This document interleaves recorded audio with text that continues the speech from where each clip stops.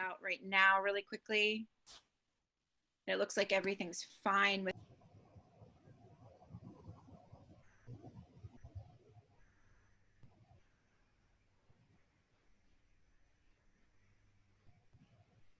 All right. Good evening, everyone, and thank you so much for joining us tonight.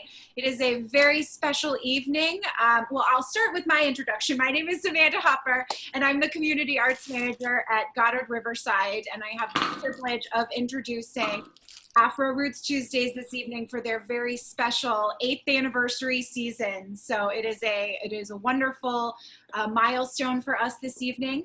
And before we start, just to get a few housekeeping items out of the way, if everyone looks at their Zoom screen, you can see down at the bottom of your screen, there's a gray Zoom banner, and there is a microphone icon. If you click that microphone icon in the lower left corner of your screen, you'll be able to mute and unmute yourselves. We ask that everyone starts out muting themselves so the artist can let you know if they'd like you to join in at a certain time, but that way we can focus on the sound that the artists are making.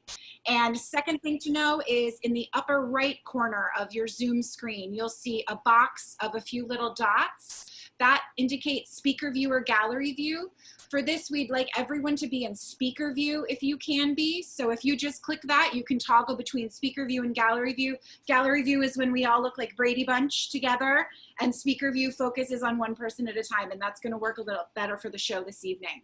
But with no further ado, let's get the fun started. And everyone, Kevin, Nathaniel, and Afro Roots. Thank you so much. Thank you so much, Amanda. It's such a pleasure to return to you with Afro Roots Tuesdays. This is a special night for us. This is our 8th year anniversary. So this marks the 8th year that we've been at Goddard Riverside. Actually, we started a little before September 2013. We started in January of 2013 on Bleecker Street at the Yippie Cafe. And the Yippie Cafe, if you know, is a cafe that was made popular by the Yippie and Hippie movement a long time ago in New York City. And so the cafe kept a tradition of very progressive, forward-thinking ideas, community service, and all those kinds of projects. And it is also frequented by many of the key people during the Yippie and era movement, and also the protest march movement also. And so it was an honor when they asked me to take that series over back in 2013. And the series had to move to Goddard Riverside because the Yippie Cafe got taken over by developers, like so many things in New York City. And all the art stuff got moved out. And we were on the streets, and in 2013, September, or actually August of 2013, I had a conversation with Susan Macaluso, the director of Goddard Riverside, and she said, bring it all here. And from then on, we have been at Goddard Riverside and have had the complete support of Goddard Riverside. And it's been such a special relationship and collaboration. And we produce concerts every 2 weeks there since September of 2013. And I can't tell you how amazing this experience has been. But I'm so glad that you're here with us today. We're on Zoom now because, of course, things are shut down, especially in the performance and arts arena. We know, however, that arts are ultimately the essential factor. They are the engine of ideas. So we know that it has to continue, that arts has to be brought to the people, that arts has to flourish, if anything, the arts has to be expanded and has to be given greater voice as we come back into sort of our full participation in the culture and society. So we're here with you, and we're doing it on Zoom, and we are trying to bring that same live experience, that same kind of connection, that same kind of circular relationship with everybody that we create in the live experience. We're trying to create that as best as we can on Zoom. And so I want to thank some people right away. I definitely want to thank Susan Macaluso. I believe she has moved to a different, she has left that position she was in God of Riverside. Um, I don't have much information. Amanda, you probably know exactly where Susan Macaluso is, She but retired.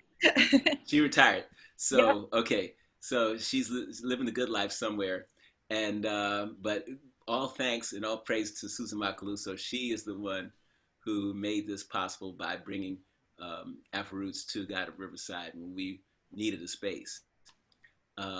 So I'm always going to thank her. Um, and I want to thank Gregory Cage, who is the sound man and musician extraordinaire who's always been with Afro Roots Tuesdays from the very beginning.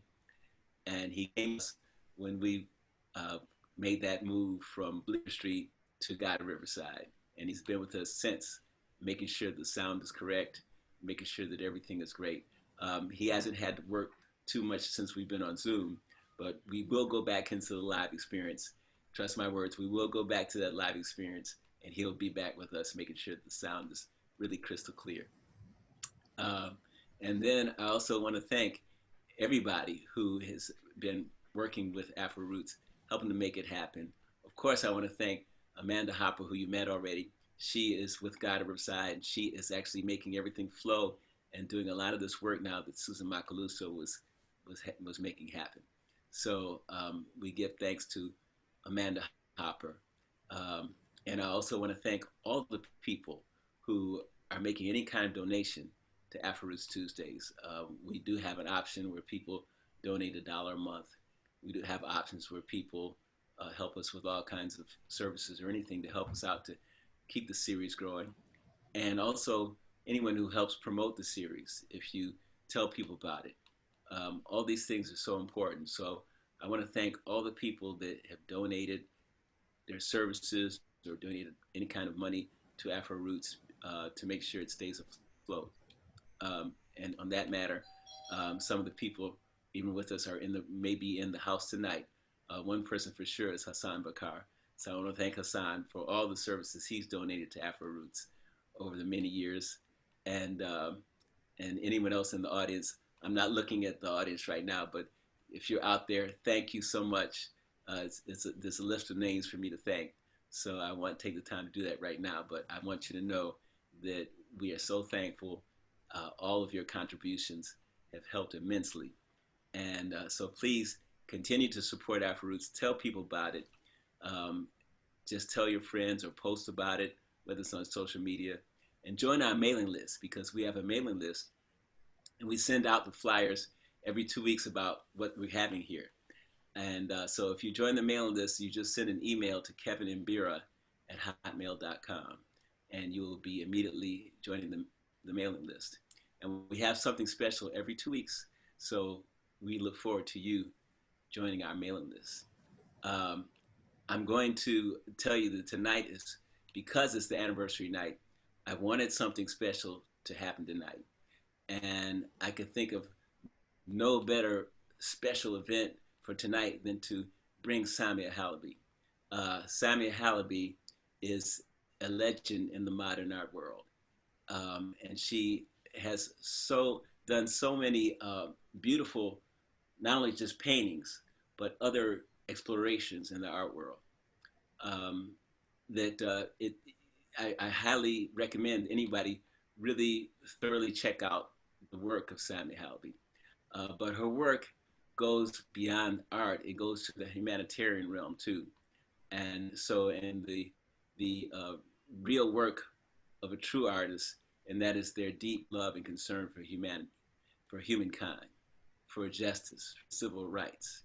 And so Samia has been at the forefront of that too. And she has channeled so much of energy toward freedom and toward justice for the people of Palestine. And that is something that takes, especially through these times, it takes a lot of courage to keep fighting for those rights and to keep that struggle alive and to keep this at the forefront. But we all have to. It's just about being human on planet Earth. and that means that you love people and you want to see people do well. Um, and so this is an important part of her work as well. And Afro Roots Tuesdays is in complete support of that work. So that's one of the reasons why we're so thankful that she was able to join us for this 8th anniversary special edition of Afro Roots. We're going to be talking about many things. I just want to let you know at the beginning that we will be in performance and conversation. So sometimes there will be conversation, and the conversation is just as important as the performance because it's so important to hear these ideas. And as I said, art is the engine of ideas, but part of those ideas do need the elaboration of conversation. When you go to an art exhibit, the most beautiful thing about great art is it inspires immense numbers of ideas and conversations. Um, and so we're going to be going there too. So before we start, before I introduce Samia Halaby, I'm going to play a song. This song I always call the Mbira Call to Peace. And actually, since I have my longtime musical comrade, um, we played music together for probably over the last 30 years. Um, on the set here, that's Hasan Bakr. I'm going to ask Hasan to go ahead and unmute for this beginning.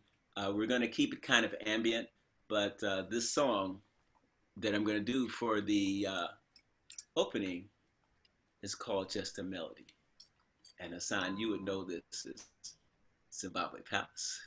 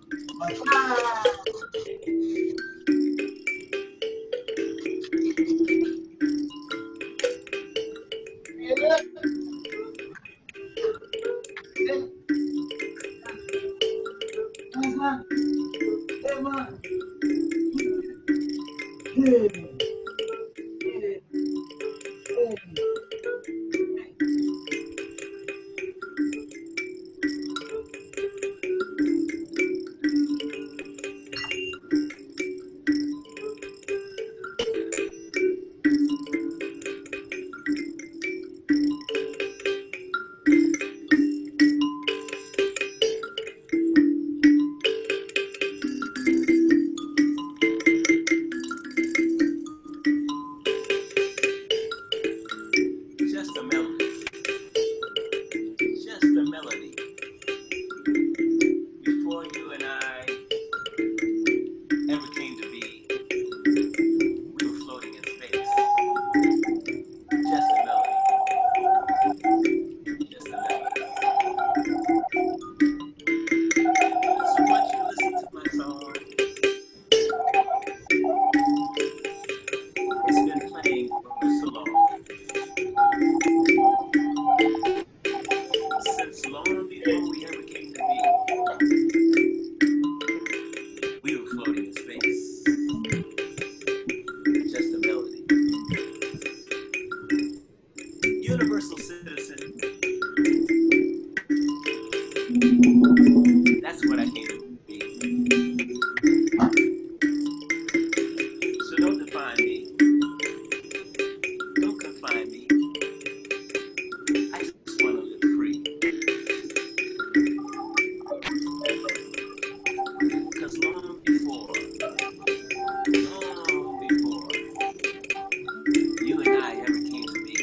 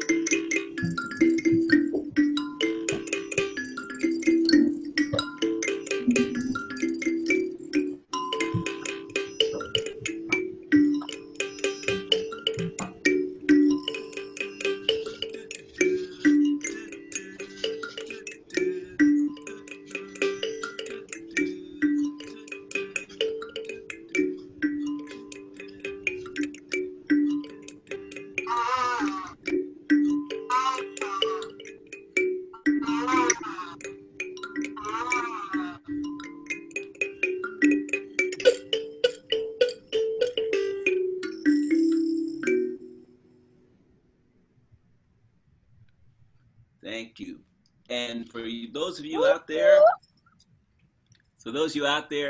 in Afro Roots Grand Tradition, I'm going to ask you to go ahead, open up your microphone on your screen, and send the ululation out there to everybody.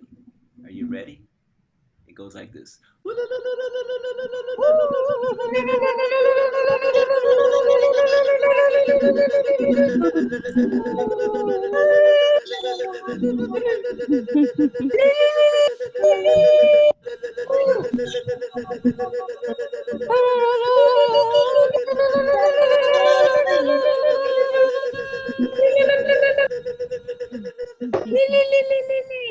Yes. So now we're all connected in spirit. We're connected in hearts and minds. We're breathing. We're out of our heads. We're in our bodies. We're in our electricity. And I want to now, without further ado, introduce Samia Halaby. Please mute your microphone. Mute your microphone for now. Please mute. Okay. Hi, everyone. Hi, Kevin. Such a nice introduction and nice beginning. I love it. And I like what you said at the beginning, the importance of culture. I just finished reading a small essay about the importance of the importance of that very fact in relation to Palestine. It mentions that in the 70s, Israel actually assassinated a lot of our poets and some of our most important leaders who were also authors and writers and thinkers and publishers, such as Hasan. And that fight against us, against Palestinian culture, continues. And very recently, there was an inexcusable attack on Yabus Center, where they went. It's a cultural center.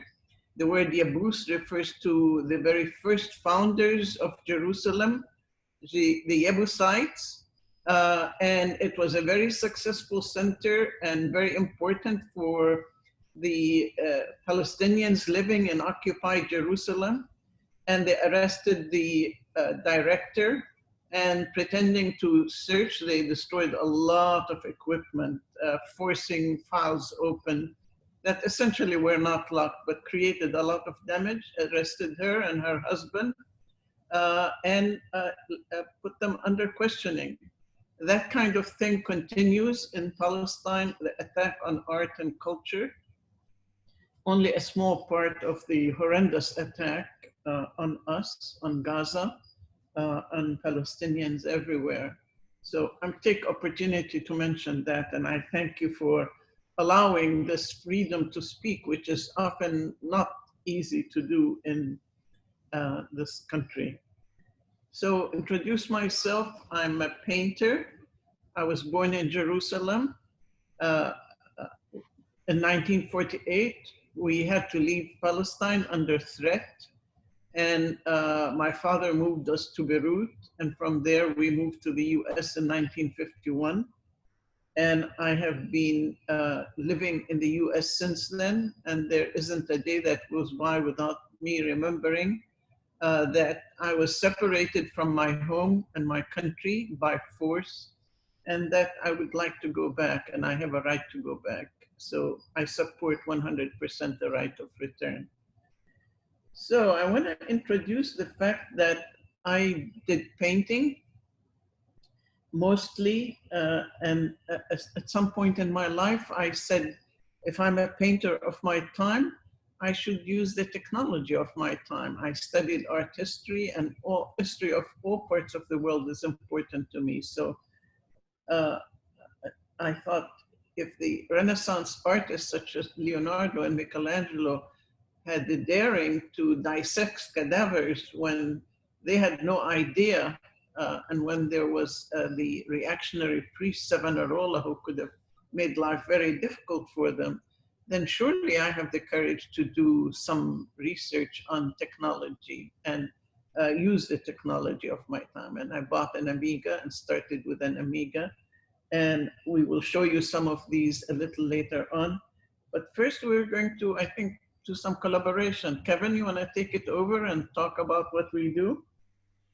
Yes, we're going to do our first collaboration, which will be totally live with Hasan, Bakr, and myself playing music. Hasan, I introduced. Hasan is a master musician, by the way. He's a multi-instrumentalist and singer, and he is going to be joining us tonight. He has a huge list of credits. I'm not going to sit here and try to name them all for you right now. But Hasan, it's a pleasure to have Hasan with us. Hasan and I worked with Samia back in the 90s with our first formation of the Kinetic painting group. And we toured several places, including the Arab nations. We've had a wonderful experience with that. So now it's great to bring Hasan on board with us for this and this 2020 version. Here we are with Kinetic painting with Hasan Bakr, myself, Samia Halaby, and the pieces we'll do. Our first pieces will be improvisational, but we will be taking certain themes and jamming, riffing, so to speak, on that. And Hasan will be playing many different instruments, and so will I. Okay, so Samia, you want to Uh, tell us the first piece? yeah, I am so impressed with the Imbira and the textures you make. I want to repeat what you said to the audience, that none of this was practiced. We have done pieces together, and we will show you one that we've done together, always impromptu, always unpracticed. But you get into a groove, you know each other, but these are totally new. So the first one is the textures of the Imbira and of symmetry. And so I will be doing those images and hope that we do a good job.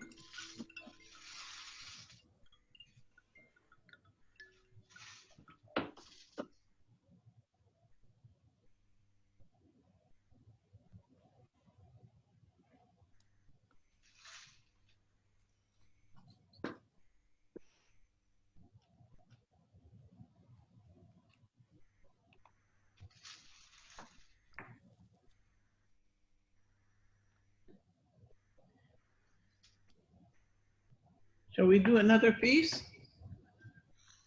Yes. I thought this one might be about night time, and we'll let you interpret as you see fit.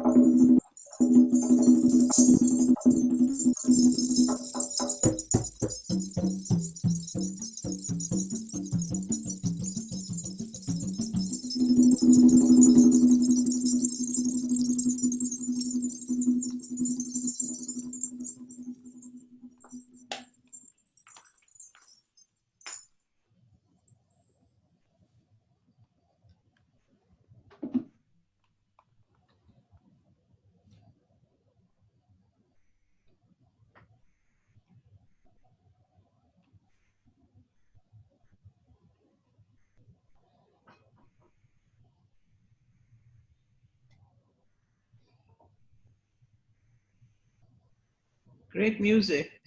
Thank you. Really good. I loved it.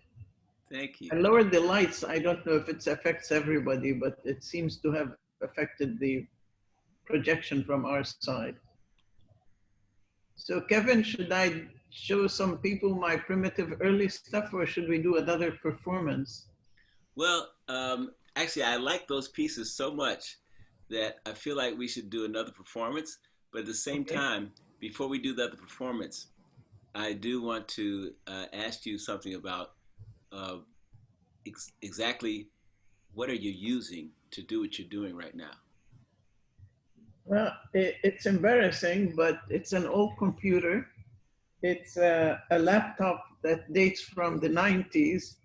And for a period of time after, we were very active in the 90s and we did some wonderful stuff. And I have great memories from our accomplishment then when it seemed like very few people were paying attention to how unusual this was. And then I began to think, okay, digital stuff doesn't live forever. It's really very hard to preserve. And so I thought I should go back to painting on a large scale hard copy on like the canvases behind me. And I'm glad I did because they're very different from the computer, but the computer enlightened the paintings. And so I stopped all of this to say that I stopped paying attention to programming around the turn of the century and started focusing on painting. And then when I did decide to go back to return to the digital, it was with the great help of Bill Winters, better known as Amiga Bill, who helped me put an emulator on my new Mac desktop, and I was able to continue with the Amiga work. And he will be helping me also to try and get a newer Amiga. Is But Bill here now? he might be here I'm soon. here. I don't I don't know if you know. can. Bill is here. Bill is here. Uh, Thank you. I do want to say that Bill Winters is in the house with us tonight. And thank you so much, Bill. Bill has been, yes, there we go. There you go. You have your screen is just crystal clear, Bill. It looks like you are in the room with us right now. Really. Oh, perfect. Yeah, you'll have something like 3D going on. I don't know what it is. But yeah, but Bill, of course, is an excellent filmmaker, videographer, and technical specialist about photography and film and all those things. And if I miss something, Bill, just go ahead and bust in here and say, well, this is what you need to know about me. But Bill has really been key to help Samia really get these kinetic painting floating into this computer realm and understanding how that is going to move into this coming era. So I want to introduce Bill Winters. He's been very important for this process. Thank you, Bill. Oh, thank you. It's been such a pleasure to meet you and Samia and help you both in this amazing project. Samia did all the hard work. I just showed her how to how to do the emulators. That night I met Samia, I was just absolutely blown away when I saw that she still had her Amiga 1000 from 1985 perfectly preserved in her studio under a plastic cover. I was like, wow, this is a person who loves her Amiga as much as I do. And it was my friend Anthony and I saw that and we were just like, oh wow, this is so cool that someone's actually still passionate about the Amiga like we are. And it's so cool that Samia, considers the Amiga part of the artwork, because the Amiga, she's putting in these commands and the Amiga actually creates the artwork. She's not using the Amiga, in place of painting, or, they have painting programs for the Amiga and people, use it to simulate painting. But instead, Samia just puts in code, and then the computer reads this code and then generates the art itself. So the Amiga is actually creating the art with her. So the fact that the Amiga is part of the artwork itself is what really, stands out to me as well. And Samia is really inspiring to me. You're really inspiring to me, and it's just a pleasure to be in your company. Thank you so much, Bill. Yeah, amazing. Because I have to agree with you that one of the reasons that Sammy has been able to, of course, pull all that off because she's been doing it manually with paint brushes and hands and pencils and pens for all her life, and then she gets a chance to work with the computer. And of course, the Amiga understands it communicates with what Samia wants to communicate. It's connecting with Samia, right? I mean, It is. if you put the same Amiga in somebody else's hands, you're going to get extremely different colors, extremely different shapes, So here we are seeing this incredible conversation between this device and the artist. So Yeah, it's really it's incredible, and just the fact that she uses, there's so much from a technical standpoint that happens too. I mean, Samia is amazing programmer, and she taught herself how to program, and that's just so she could create this art, and that's no small task. That's really remarkable. That she taught herself basic, and then she moved on to C, and this is it's not easy, and it's very interesting because I'm really fascinated by people who can be both technical and artistic. Like, I have a lot of friends who are extremely artistic, but they can barely turn their phone on, and then I have other friends who are extremely technical, but they can't even they can't create any art. But the fact that Samia can do both, like, art and technical, is remarkable. That is. And I think we should mention, Bill, that you are an amazing photographer, and I don't know the proper terminology, and you're an artist in your own right. The photography I've seen you do, and tell me what's the proper wording for what you do. You're a cinema, you make cinema as well. You expert on lighting. I've seen your Instagram with those amazing cameras. I can't believe the amount of equipment. So, and also I want to mention that Bill, when they first came to see me in the studio, it was an amazing night. And he took some footage. It was the first time I met him, and he made a fantastic little film that's online. And if people would look up the name Amiga Bill and Samia Halaby, you will get to see it. It's gotten about 72,000 hits so far, right? I think so. Yeah, in a minute I can drop it into the chat so everyone can just click on the link. Okay. But yeah, so I guess the proper title is director of photography / cinematographer. The two terms are interchangeable. And I do TV shows and TV commercials primarily. And I went to NYU Film School, and I guess just to make a long story short, some of the recent credits that I have are Hamilton, the Broadway show, that came out on Disney Plus in July. It came out July 4th weekend. I did a Netflix show called Jeffrey Epstein, Filthy Rich, about this disgraced financier. And I also did Comedians in Cars Getting Coffee with Jerry Seinfeld. So those are just like some of the most recent ones. And I do all the camera work and the lighting. I try and make everyone look their best. And I decide on all the angles. I work with the director to figure out how to cover a scene. And once we figure out how we want to cover the scene, I do all the lighting to make everyone look good and to make the scene look the way it does. Because obviously, light can dramatically change the mood of the shot of the scene. And I do photography as well. Photography is more for fun, but they're interchangeable because cinematography is just 24 still photos per second. So they're very similar. Bill, all you had to do was say that you did Filthy Rich, and everybody goes, "Whoa!" Oh. That was everybody's been talking about that. They still are, because of course it's so tied in to some of the craziness that's going on to this very day. So yeah. That was an interesting one. Because I started that project before I even knew who Jeffrey Epstein was. I started shooting that like at least a year before, he was arrested.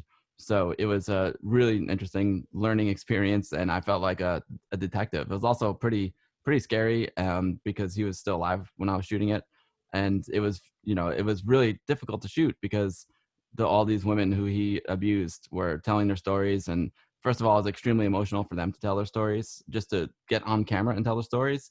And meanwhile, they still had all the fear like over their heads because he's an extremely powerful person and with some like really big connections. And it took a lot of courage for them to get on camera and tell their stories, just from an emotional standpoint, and then also from a practical standpoint, because they're telling stories about this really horrible human being who's very powerful. So it wasn't easy. After every shoot day, I would go back to my hotel room and be pretty depressed. But it was an important story to tell.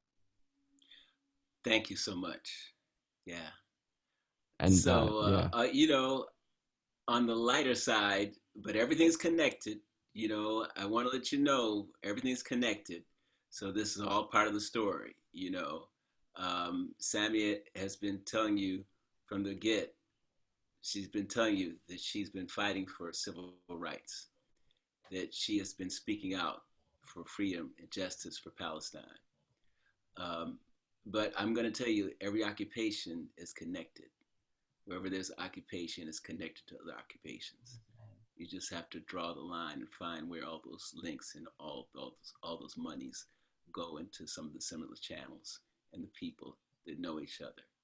So going to the lighter side, we're going to go back to the art. I love it. I love your music, Kevin. And when you post your things on Facebook, I watch them all, and it's because it's been, obviously everything's been a little bit crazy and stressful lately, just in the world. And when I watch your videos, I'm just like, oh, I'm in nature with Kevin, and it takes me to another place. It's great. Thank you, Samia.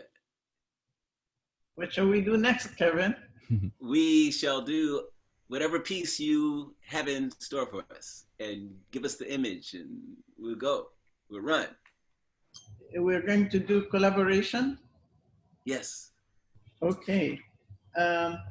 We did nighttime, and we did textures of the Mbira. Yes. And I was thinking we do forest textures. Okay.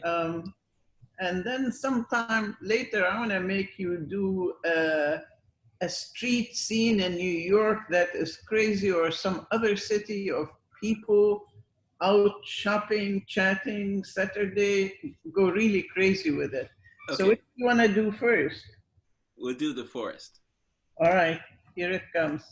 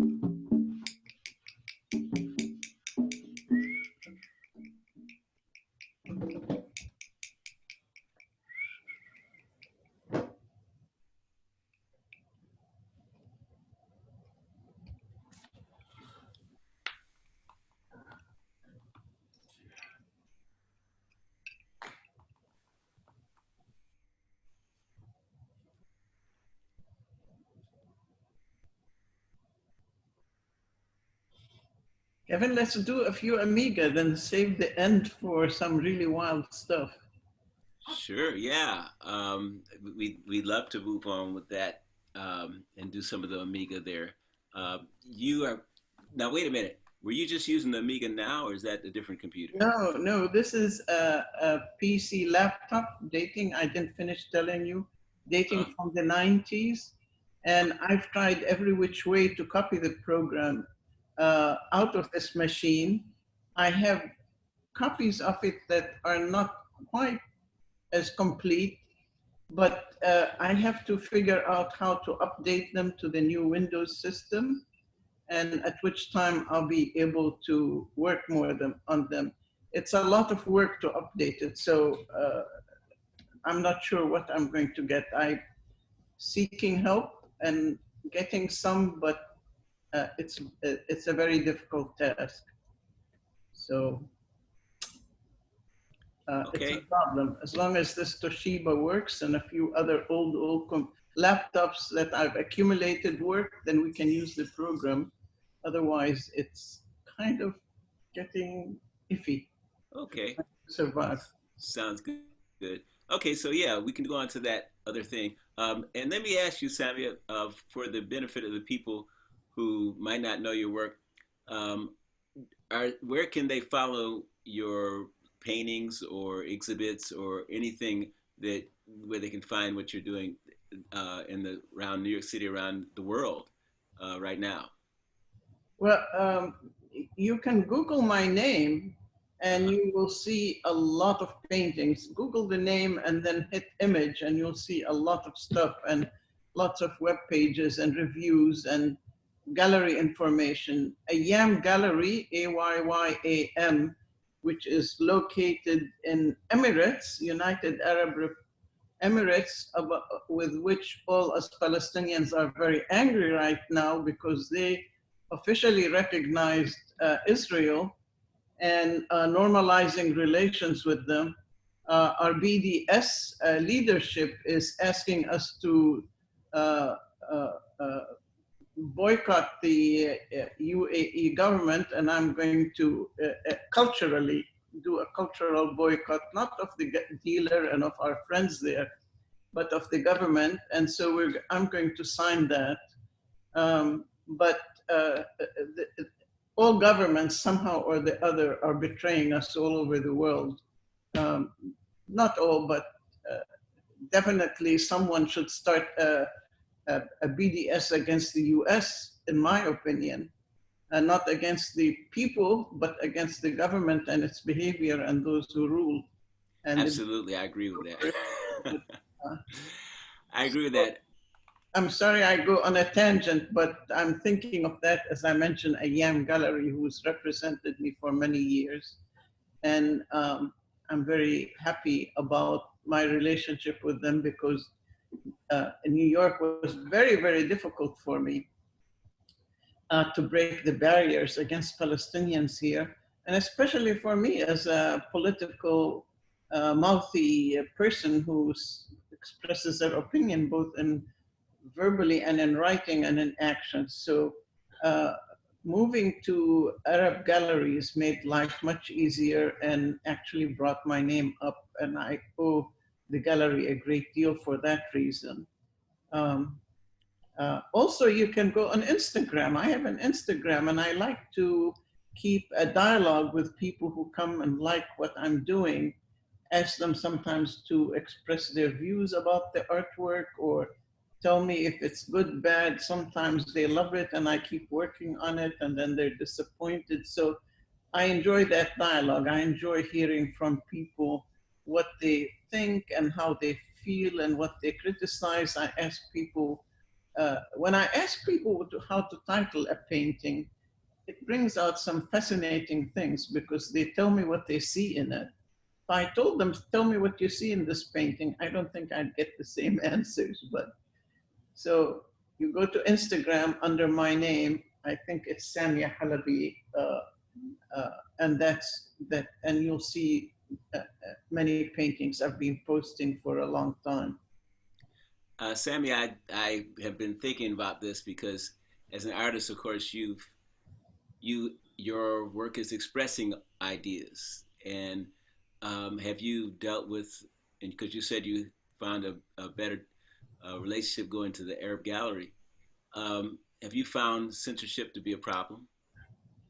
Um, Censorship is very is. I wish it were only censorship. There is censorship.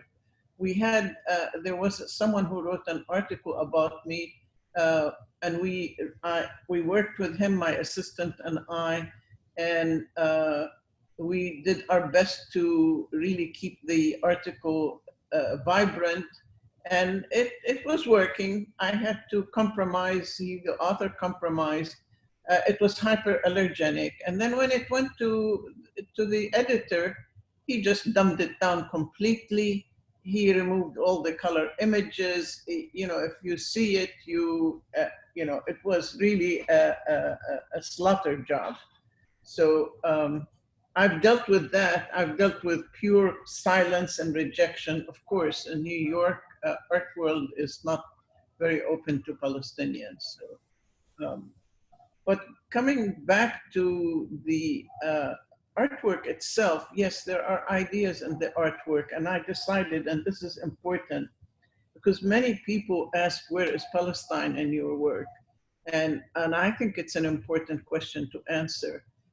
Palestine is in all my works, but I am not going to reduce Palestine by putting it in what I consider to be my research painting. I'm a painter.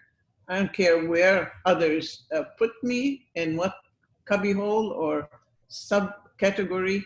I think I'm a painter and I'm going to do my best, besides which we don't know if they know anything about art in the first place, and we don't know who determines what is good and what is bad. The future will. And so I'm going to do my best to look at the history of art everywhere. You know, we do have communication, we have airplanes to travel in. There's no need to put blinders. I don't need to be American or Palestinian or Chinese. I need to learn about everything and do the best paintings I can. But I'm Palestinian and I'm for Palestine, and I see what Israel does to Palestine. And so I have two documentary series of artworks. One is a careful investigation of the Kafr Qasim massacre, and a book that I published about it, and we've exhibited the drawings, and they are drawings that are simply documentary. I don't see them as invention or creative. They're creative as documentation. I'm going to do my best to tell the story. I'm going to interview. I did interview people. I'm going to tell their story. I'm going to represent the victims with dignity and respect, especially since I have met their children and grandchildren, and I know they will see the book. And I've had great relationships with the village, and they do appreciate what I did. And my third area of work is political posters. And in my political posters, I say what I want to say. I'm not going to say political messages for anyone else. So, and they're very, very political, very clear what I mean and what I intend. But going back to the computers, this is a PC, and I started with the Amiga. Amiga in 1984-85 was a really rare and unusual computer that had many colors.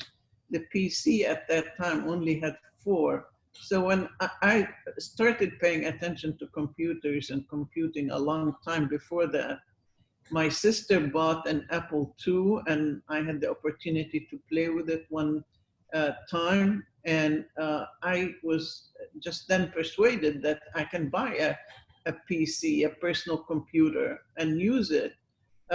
Before that, all my attention was to situations where the large computers were being used.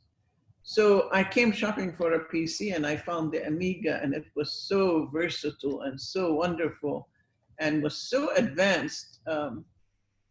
And so I was in the financial district, and they didn't like the Amiga, and they had one on a blowout sale, and so I came home with my Amiga 1000, all kinds of games which I wasn't interested in. I was interested in the Amiga itself. And so it gave me the first opportunity to enter technology with poverty, so to speak. I wasn't at the university. I had been fired from Yale University. We had grave disagreements. And I didn't have money for a big computer. I certainly didn't have what Seagraph had, but I had this personal computer, a VCR. I could record things, and it was a magnificent contribution to my artistic movement forward by science, from programmers. Sammy, I have to interrupt you right here. We do have some Yale alumnus in the audience. And when you said I was fired from Yale, can you detail that just for a second? Yes, you are one Yale alumnus.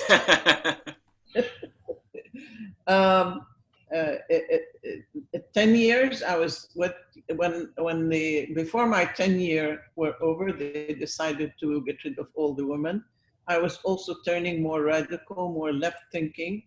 And they decided to, they had hired me under with the statement that I was permanent. And I was hired as an assistant professor, became an associate professor. And then I decided to move to New York when it was not permitted for full-time people to move to New York. And so I took a different kind of status and moved to New York so that I would be near the gallery scene. And that's when I was becoming more radical. And my teaching was improving, actually. I was teaching some very material, important ideas, but that was not. Meanwhile, Yale University Art School was going downhill. It was getting decadent. During my 10 years there, so they fired me before 10 years were over. Otherwise, they would have been stuck with me through tenure. But during my time there, 4 of the art school students committed suicide from the building. You know, art students, one of them jumped from the building. So that's my experiences with Yale. I have no apologies. Of course, my differences are with the administration, not with the students, and certainly not with the workers, because when we put Yale on trial via an exhibition, talk about art and politics, in New York in 1982, the workers were on strike, and the union submitted their posters, which were absolutely magnificent addition to the show. So these are my words about Yale University. Well, I remember I one can, of the professors telling a friend of mine, that my artwork wasn't any good. Of course, he's the one who hired me, so they decide what quality is. Of course, my opinion of their artwork is similar to their opinion of my artwork. So anyway. well, I can tell you, that Samia, that your time at Yale was one of the reasons why, and not just me, but a lot of other students, hundreds of other students stayed at that school because you were there. I can tell you that. Honestly.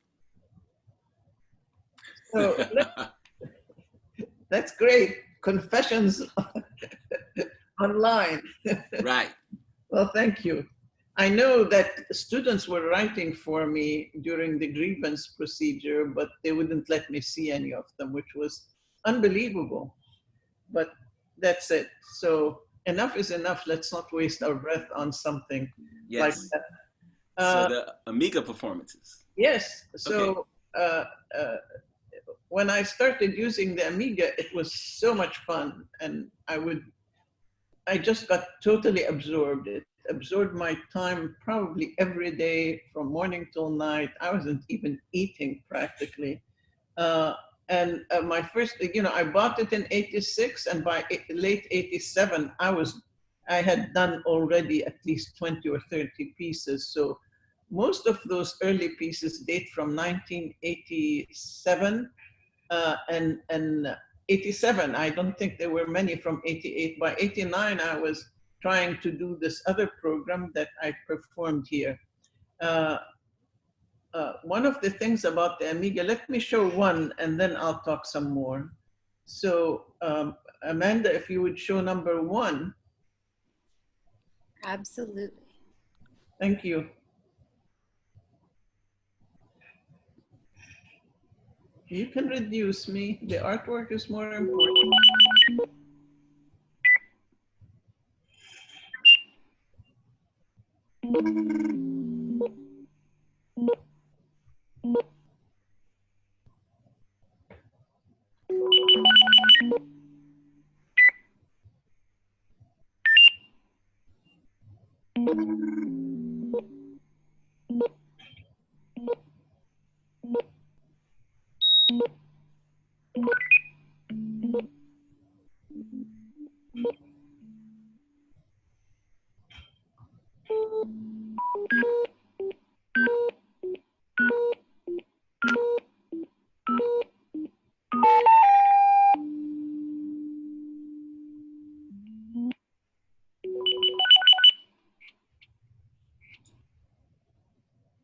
Okay, you might call that ambient sound. What I was doing was trying to just give shape some sound. I didn't tell myself I'm doing music. I don't know much about music. I know that when I listen to Kevin and Hasan, I'm listening to superb artists. Uh, but I was just giving them sound. And the minute I gave them sound, it's like you open the window after a long winter and summertime is here and you hear things outside the window. So shape and sound and movement began to go together, which is something new in a painting. And the important thing in those works were that the elements creating, well, here I'm still in BASIC. I'm using the sound commands that BASIC has, which are ready-made for me. I just, give it some, there are some parameters I fill about how high, about how loud, what the, what do you call it when you go from do re mi to whatever, and how long it lasts. So let's see another one. Number 2 would be nice. Can you fill the screen with it? Let me try. Are you seeing it full now? No, I'm seeing you and it equal. I don't know what people are seeing. Okay, if everyone goes to speaker view, it should show big for everyone. It shows zipper. Yep, Okay. thank you all.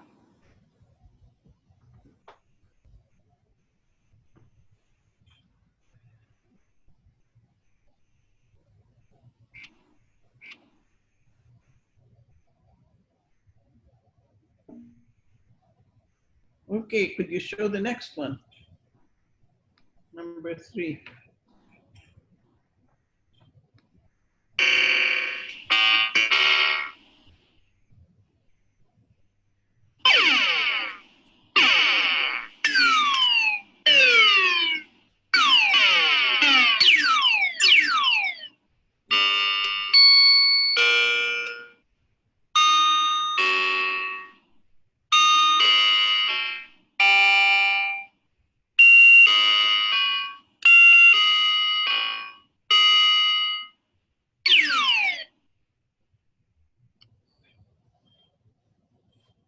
So after when I started programming, I was using Basic, Amiga Basic.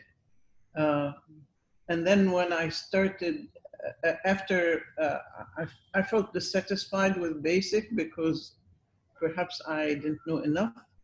I learned C, and I found C a more organized language that allowed me to organize. And this is when I began to find programming to be very much like life, the culture we create, the city. Functions seemed like factories. You feed them information and they spit out ready-made products. You give them sizes and they give you shapes and lines. You give them numbers, they give you a timbre, and so on and so forth. And the program logic became like transportation, etc. So I found it all very beautiful. And when I programmed in C, in some ways, I often think maybe it's the most advanced thing I've ever made in painting because the sound commands, I worked very hard to figure out the sound system in the Amiga. So I could tell the sound, I could specify everything, how it came from silence to how loud, how long it lasted. And I gave numbers for everything. I even created number series for the timbre. But again, so as I gave commands for a line to go from here to here and to keep repeat till it made a shape, some of the same numbers or similar numbers would also control the sound. So the next ones you'll see are made in that way. We look at one, and if it can fill the screen the way I'm filling the screen, it would be great. Let's give it a shot. Thanks, Amanda. Of course. Is that full for everyone? It's kind of individual. Each individual should be able to control. So if everyone's in speaker view, that will Okay. make it big. All right. Go ahead.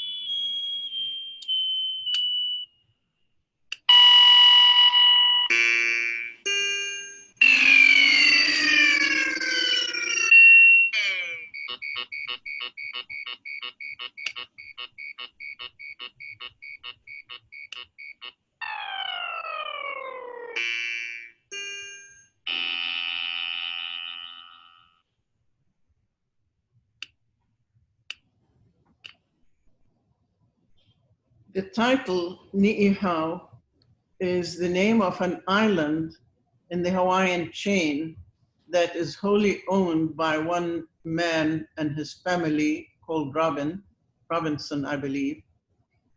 And when I first arrived in Hawaii, the misleading narrative was he's preserving the island for the real Hawaiians. And pretty much they were like slaves on the island. They were paid with script. They were working the island as his farm. If their children wanted to go to school, they were sent out as to outside the island in practically a prison high school. There was no transportation in and out of the island. And if they decided to go leave the island for any reason, they were not allowed back.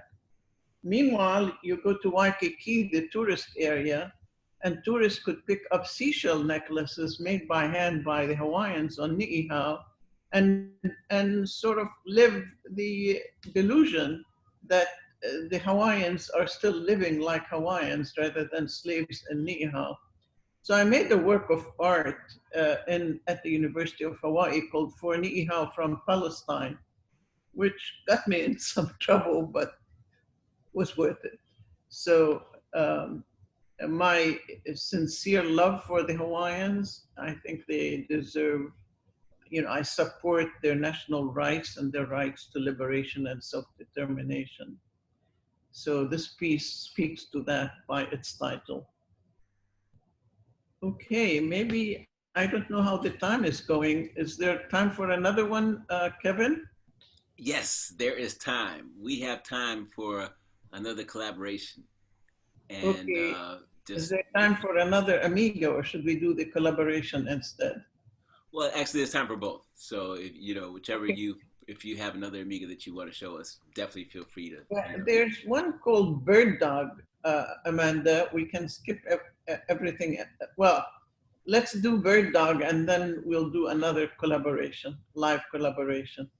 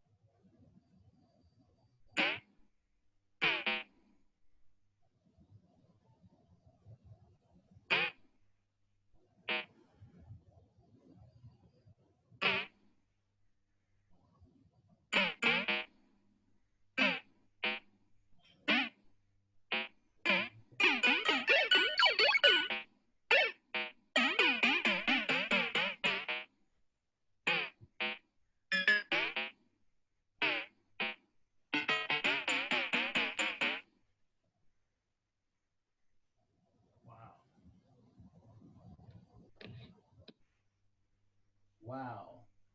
Thank you, Amanda. So I think by the end of 1987, beginning of 88, after a year of practice, I think you can see how it moved forward and how I was using variables, which I called yo-yos, to make things spin around and wiggle, and so a straight line would travel and flip and do these things. I was never interested in the three-dimensional illusion. For painting, three-dimensional illusion is long past history, belongs to the Renaissance, which of course gave birth to perspective and to all of the technologies, imaging technologies used on computer. But I'm interested in painting and moving painting forward and research painting, and it's not in the three-dimensional realm. So I'm not interested in it moving in space. I was interested in the relative space, you know, the Einsteinian concept of space, the relativity of color and depth, not in measurable color, not in making a perspective illusion of things that you can measure by a standard. For example, in this room, as you see it, you know there's a chair over there, you know its size, you know me, you know my size, so you can compare everything. Whereas in abstract painting, there's no such measure. You're in outer space. You have to see things in relation to each other in light and in measure. So this is what Bill saw when he first came to my Amiga with his friend. Samia, this piece you just showed us, Bird Yeah. Dog, seemed to have a strong mathematical element to it. Is there a lot of math in that? Very, you know, there was a lot of sort of instinctive visual math, a lot of exploration and experimentation. I'm always willing to try something because I use the computer the same way I use a brush and paint. That is, I typed a few commands, I plugged in a few numbers, I linked and compiled and linked the program, and then look at it. Is it interesting? Yes. Keep it, keep going. Try something similar. Is it bad? Often it's bad. I try something else. It's like a painting. You put a brush mark when you're nearby, you can't tell what you're doing. You have to back up. So it's the same, it is the same mental process. So the mathematics were very simple. You know, a variable it's like an empty space in memory. You can put a number 1 in it and you can churn it 2, 3, 4, or it could be 1 plus 2 plus 2 plus 2, or so on and so forth. Or you can have a series of number here and you can have it have plus plus by these numbers. But what I did was try and make it with a program command so that the number went up and came down and went up and came down. So I had many variables that would go up and down, up and down, up and down, and I would use them like they were used in some of those uh, branching algorithms functions that I was using in this computer. Those very wiggly lines all over were several variables that I called yo-yos, creating one line. So the line is going up this way to this variable, then to this. And so it wiggles all over the screen unpredictably, within limitations. Of course, I'm limiting. It's like a wild creature. You're telling them stay within the screen. But I don't know if that makes any sense, but the mathematics is more intuitive, more explorative, more experimental. Once I did an algorithm based on an idea. I saw some lilies on the side of the mountain, wild lilies, and I thought, you know, all it takes is one lily, and then slowly a whole crowd, a family of lilies grows. So I'm going to put the little square in the middle of the screen. I'm going to surround it, you know, it's going to give birth to a lot of squares, one here, there, there, there, there. So I did the algorithm, and what turned up was so surprising to me. I had not made a mathematical plan, Kevin. I had just wanted to imitate the lilies, and it ended up looking like many different things. I call it infest or infestation. So it looked at one point like wood grain. You know, all of the textures that I did for the Imbira piece are based on that algorithm. So Imbira and lilies, wild mountain lilies. Are you with me? I'm with you. To me, it's like mathematics of rhythm. You know, when you're carrying on a rhythmic flow and rhythmic dynamics in music and building a pattern, a musical rhythm, then it's following mathematics, but it's a mathematics of the heart. It's a mathematics of the breath. It's a mathematics of dance. You know, and to me, it's always it's a mathematics that no one's writing on paper. because it's moving too fast to write on paper. It's moving in the here and now. So yeah, Did that you sense hear of that mathematics. ask that Hasan made? Put Hasan on. Tell us your thoughts, Hasan. Hey, can everybody hear me? Can you hear me? I Yes. just want to tell you, Samia, you've always been a great example for me. And I want to tell you that my first two albums, Vision and From a Dream, were on the Amiga format. It was from a musical program called Bars and Pipes. I don't know if you remember that, but I had the Amiga 1000. I think it was a little younger or whatever, but you're amazing. That's all I gotta say. You had me going back into my stuff, like trying to figure out, man, we had the Amiga, and the Amiga was such an advanced computer at the time when it came out. So, and it's just the mathematics of our personalities.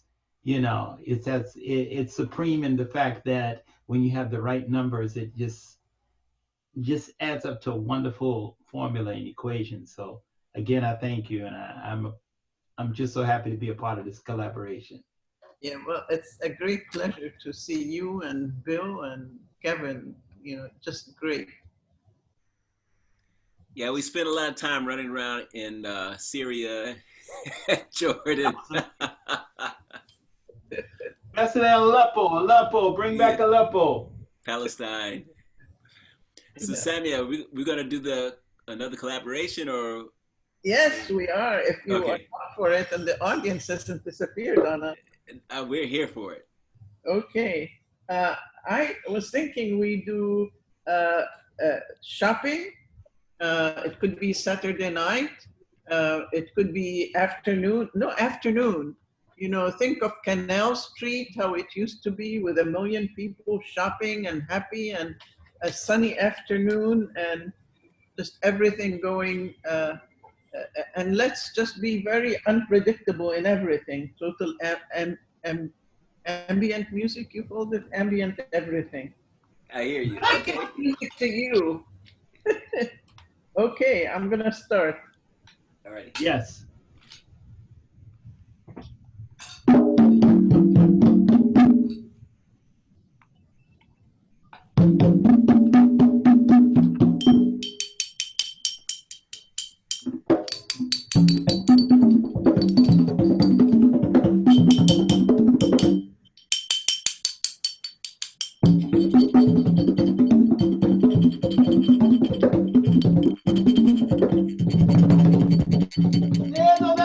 Amen. Move your car, brother.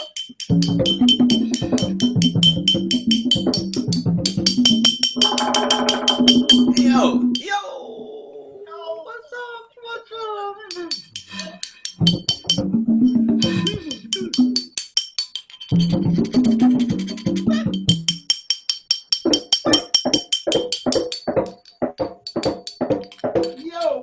Yo, what's up, brother?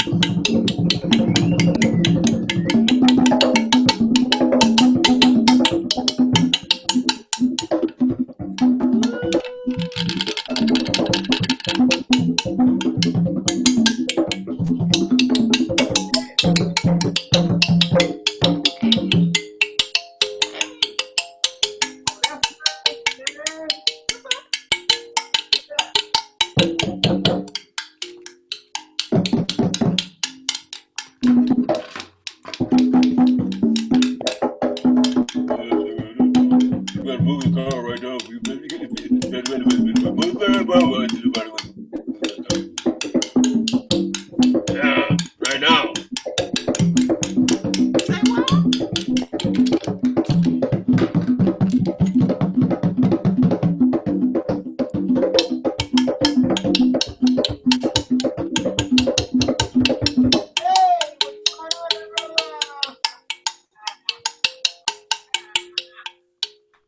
Look at that.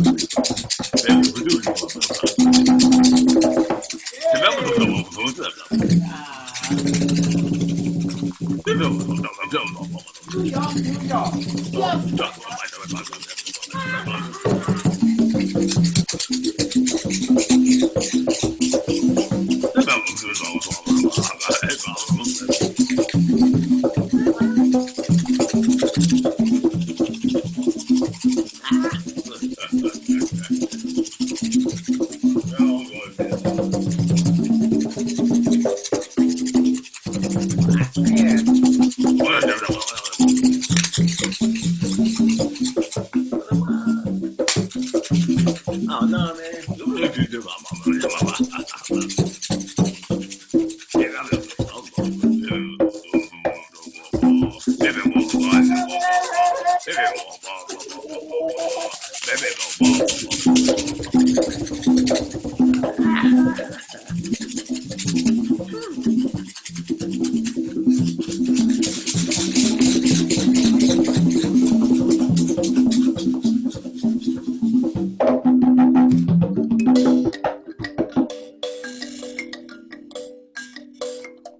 Mom, listen to that.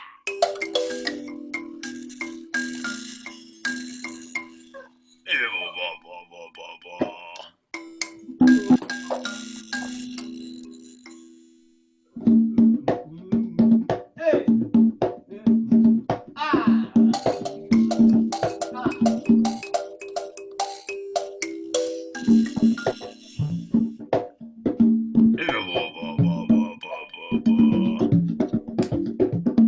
Hey, come on. Shake it up, y'all. The Big Apple.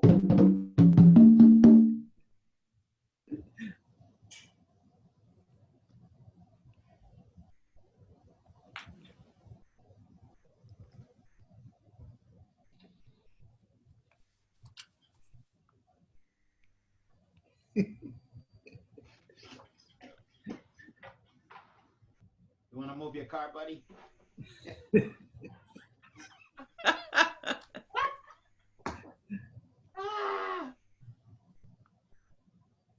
Gotta laugh, man. Yeah, that was nice.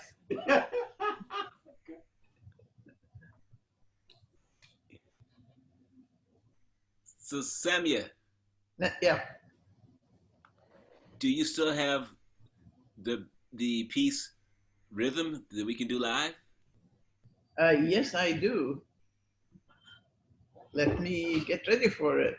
All right, I'm gonna go crazy with rhythm. right. Hasan, we won't even try to sync up. We'll just go for it. Well, very soon, and they are working on it of how to get us musicians in sync. Oh yeah. It's gonna be amazing. Yeah, they've got some things happening. There's a thing called Jack Trip, and there's also I had Jam Kazam. There's some Okay. programs where they're working it out, but they don't have it 100% because if they did, they would let you know, like Master Z says, for a small fee. or maybe a large fee. It's all about, Yeah, because it will be about the money. Yeah, this playing music after over 4 decades, getting into the fifth decade, man, it's so beautiful. Brother Kevin, for as long as I know you, hey man, I'm thankful to know you, man. Let's continue this flow, you know what I mean? I'm thankful too. Thank you. We do rhythm now. I see it booting up. Yeah.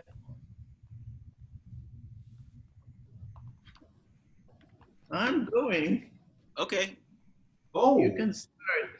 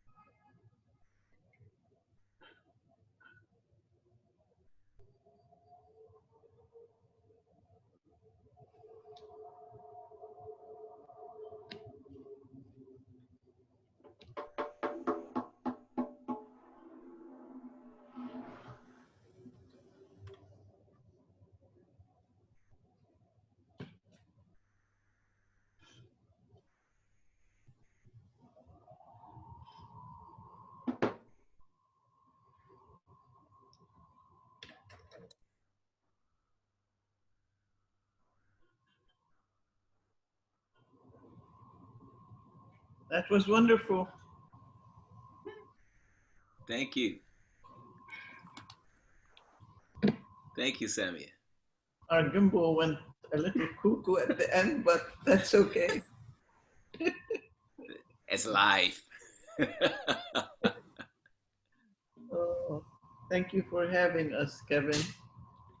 Thank you so much, Samia. It's uh, reminds me that a visionary always has something to say, but they don't bite their tongue,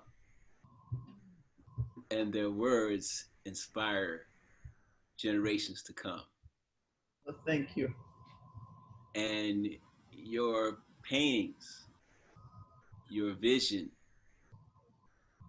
your view, your look, your understanding and what you express, and your experiment. These are the things that inspire the generation to come, but also your passion. And that passion, of course, is fueled by so many things. If you have something, some advice for this generation that's coming up now, just off the top of your head, what would that be? I think things are very difficult for them. Uh, as much as we're angry, I'm sure you have anger as much as I do, and Hasan as well. I mean, all of us who are seeing all of the uh, terror that's being applied to the entire world as well as to the American population, especially the African American population. We all have an inner anger, and the young people don't know where to turn. They're upset. As much as it was difficult for us, it's even more confusing for them. And what I have to tell them is to just be open, forget about national boundaries. They're very artificial. They're made for profit, not for people. And to, to find those of similar thoughts and minds throughout the world, and not to be arrogant, to be very humble. I think you have to trust that people are intelligent and have respect, and look for quality and for content that you can learn. It sounds like I'm preaching, but that's the only advice I can give. And to just, be, not to be depressed. I see a lot of depression. If I have any advice is really look for the strength inside you, and you'll find it often, especially with people you trust and like, and you discuss with them. But I think it's very difficult for young people. I don't underestimate how it is for them. So they have my support and my good wishes. Thank you. Yep. I know that everybody's feeling that, especially now in this time period, because you even mentioned something that just caught my ear that they said Canal Street the way it used to be. That's right. And so oftentimes anybody, I'm sure even in this Zoom room, can just take a little flashback and say New York City the way it used to be, and we know, and we think of it, and you literally either start laughing, you take a deep breath, you think of all the expression, all the life that you saw, that you remember, and now, we're dealing with still, New York City still is under some sort of feeling of still a lockdown. You see, a lot of businesses are still closed. There's a lot of police presence. There's a lot of things that seem to be oppressing the natural movements of the people, the natural flow of the people. So, yeah, we all are looking for the way to express ourselves, the way to flow into our life as it should, in the beautiful living. So Kevin, we look, and we're moving that way. So your words are important for us for that. Kevin, people, we say things as they used to be, but also young people are looking at things the way they used to be, had hidden inequities. And so Absolutely. they want to move forward. And that's the difficult part. So to remember the good things, but remember that under them were some really horrible things and are still continuing. So anyway, Yes. thank you so much. You know, we can talk about this for very long. It's very hard to pin it all down, but Right. your thoughts are appreciated. And Hasan, you are super appreciated. And Bill, if you're still with us, we love you a great deal. Thanks. That was amazing, Samia. Yeah. And Kevin, and Hasan, that was great. Hasan, I didn't know you were an Amiga guy as well. Yeah, man. But yeah, it's I got amazing. It's amazing. I got my Amiga 2000 right here on my desk behind me. See it? That's it right there. I don't know if you can see it. I can move. Let me move my bottle and this DVD. Bill, you've got your scene set up so perfectly. Oh, thanks. And I got another Amiga here if you want to see it. I got the 500. Yeah, the 500, the 1000, and the 2000. Yep, there's the 500. That's right. I didn't have that. I had the 2000. Yeah, the 2000 was great, especially you put the MIDI adapter on it when you're using bars and pipes. That was awesome. Yeah, man. But Samia, I want to say something. Wow, I'm always saying something. You know, the reason why people think you're preaching is because they're not used to the church. They're not used to the reality that they are the living church. So what else can you have but preaching in a church? When we come together, we have to preach. It's the church. There we go.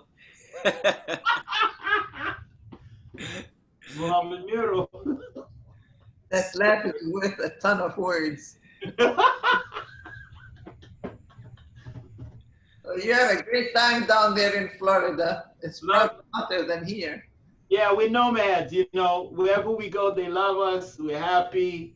And, you know, all those state lines and lines of countries in Africa, those are all made up. The people come together. They don't believe in those lines.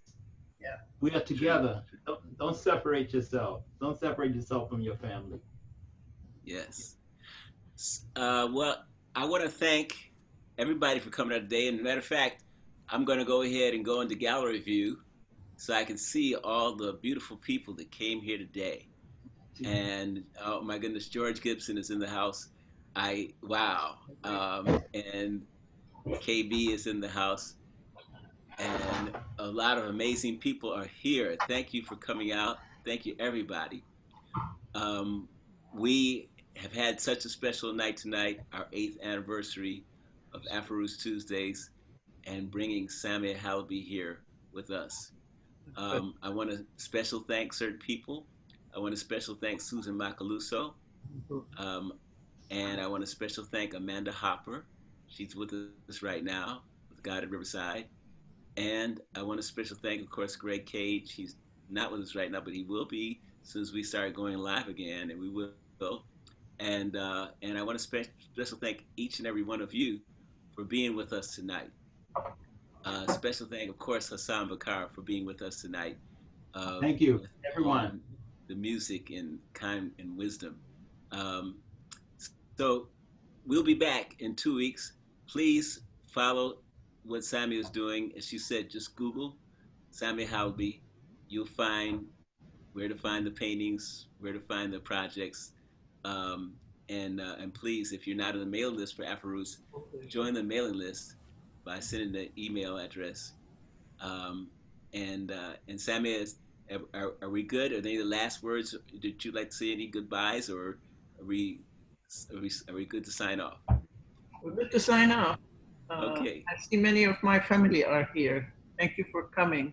Thank you, everyone, for joining us. It's been a fun night for all of us. Good night. Thank you so much. Amanda, you have it.